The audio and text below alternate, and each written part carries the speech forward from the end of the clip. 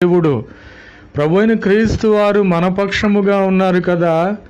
నా పక్షముగా ఉండి నా శత్రువులైన వారి మీదకి యుద్ధము చేసి వారిని ఓడించి అంతము చేసి నాకు గొప్ప విజయాలను దయచేసిన దేవుడు. ప్రభునామమునకు స్తోత్రములు కలుగునుగాక.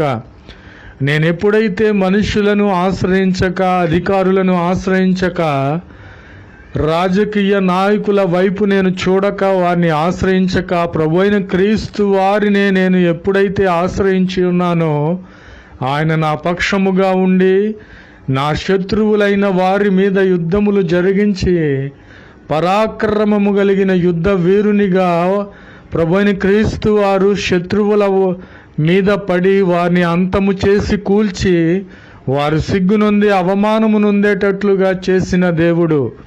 కాబట్టి ప్రభువైన క్రీస్తు వారే